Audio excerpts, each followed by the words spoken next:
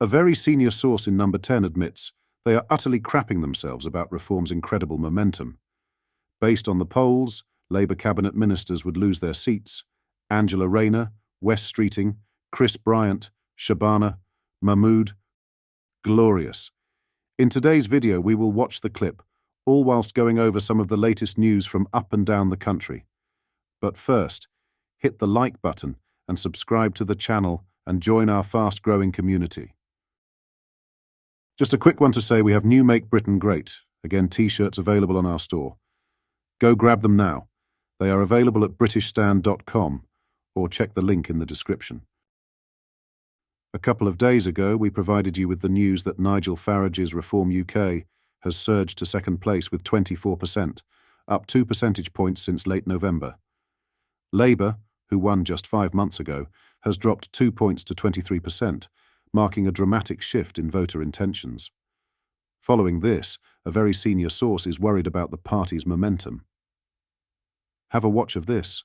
Reform are actually overtaking Labour in the polls. Do you tell us more? Well, this is interesting and very interesting indeed. So a new poll has put of 2,607 adults conducted on Wednesday before the relaunch of this part of the government, if that's what it was, gave Labour 23 points, but ahead of them, Reform 24 points, Conservatives 26 points. That would equate, were there an election today, to maybe 95 MPs for Reform UK. Big beasts in the Labour Party would lose their seat. Angela Rayner, Wes Streeting, Shabana Mahmood, all in the shadow cabinet. Wow. Chris Bryant, number 2 in the culture department. And so big names would fall, put to the sword, if you like, by Farage's army. And that is the risk. And I've been told by a very senior source that a very senior source in Number 10 has admitted they are 50-50 on whether the Tories or Reform are the main target, the main problem at the election. They are that worried by Reform. They are that worried because last week, Tim Montgomery... Yes, he jumped sides, didn't he? Yes, and he's spoken to my podcast, Chopper's Political Podcast. I'm going to try and get a clip for you in the next hour about why he's gone. Yeah. He, of course, is important to many backbench Tories. He founded Conservative Home. He's a member for 36 years.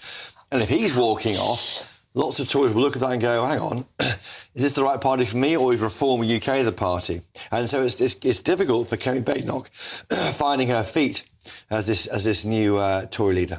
What's impressive about this is Reform have only just started, and Labour's damaging policies are only going in one direction. Badly. We're all going to be much poorer. Immigration will be worse. They won't stop the boats.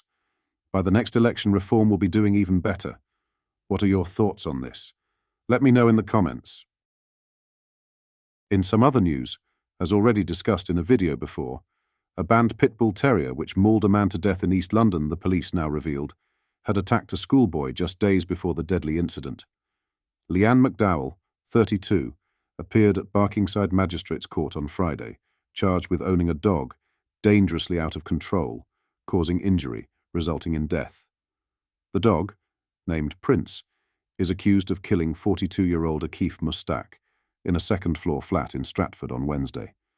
The victim suffered fatal injuries to his neck, windpipe, thumb and thigh in the attack at McDowell's home, prosecutor Ramandeep Mahajan told the court.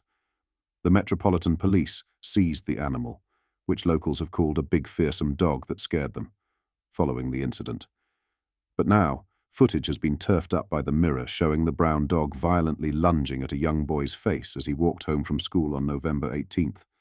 A witness said, "The boy was aged about 7 years old. He was screaming in fear, terrified. It was a frantic situation." The dog ran straight for the boy and jumped up and tried to bite his face. "I think the dog got hold of his coat, and being such a powerful animal, he swung this poor lad right onto the floor." The boy's father desperately tried to help as the dog maintained its grip on the child's coat before attempting a second attack. Though shaken, the youngster appeared unharmed after the incident, and police came to check out the scene several hours later. But on Wednesday, emergency services were called to Shirley Road, Stratford at 4:53 a.m. to reports of a serious attack. CCTV footage showed McDowell being escorted from her home in handcuffs at 5:46 a.m. A neighbour reported that police had inquired about shouting or screaming. and mentioned hearing cries of, "Get out, get out." At least 3 police cars, a paramedic car and an ambulance attended the scene after the first police vehicle arrived at 4:30 a.m. Mustaq was stretchered out of the property just after and rushed to hospital where he later died. The victim's family has been informed and a post-mortem examination will take place.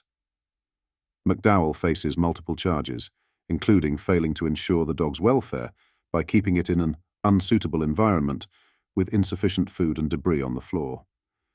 She is also charged with having custody of a fighting dog banned under the Dangerous Dogs Act, 1991. Additionally, she faces 3 counts of owning a dog dangerously out of control causing no injury, relating to the November 18th incident with the schoolboy. McDowell, who was friends with Mr. Mustaq according to court proceedings, did not enter any pleas. She was granted conditional bail and is due to appear at Snaresbrook Crown Court on January 6th. Lastly, farmers in the UK have suffered another setback following the EU's recent signing of a free trade agreement with the South American trade bloc Mercosur, which includes major agricultural producers Brazil and Argentina. The deal, which took 25 years to finalise, has already sparked protests across Europe due to concerns that cheap goods from the Southern Hemisphere could flood European markets. The agreement is expected to face significant backlash, with fears it may adversely affect farmers in both the UK and Northern Ireland.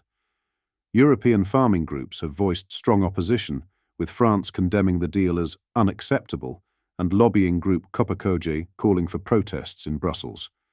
Concerns are particularly high regarding South American beef, which may not meet EU food safety standards, threatening local agricultural industries. Several countries, including Ireland, Italy, and Poland, have also opposed the deal, while larger EU powers like Germany and Spain have supported it, citing its importance for the bloc. The deal was ultimately signed, despite the objections. In the UK, the National Farmers Union president has warned that increased EU imports from Mercosur countries, due to more favourable market access, could disrupt local markets. These imports could push down prices and undermine UK agriculture, making it harder for domestic farmers to compete. The NFU has called for the UK government to monitor the cumulative impact of the trade deal alongside other existing free trade agreements. The situation is compounded by the government's controversial plans to raise inheritance taxes on family farms, further inflaming tensions. Farmers are planning to hold large-scale protests, with one major rally scheduled for December 11th in London, aimed at putting additional pressure on the Prime Minister. What are your thoughts on what we discussed in today's video? Let me know down in the comments section below. If you've not yet already, make sure you do drop a like on this video and subscribe to the channel for more British political content. Thank you, take care, goodbye.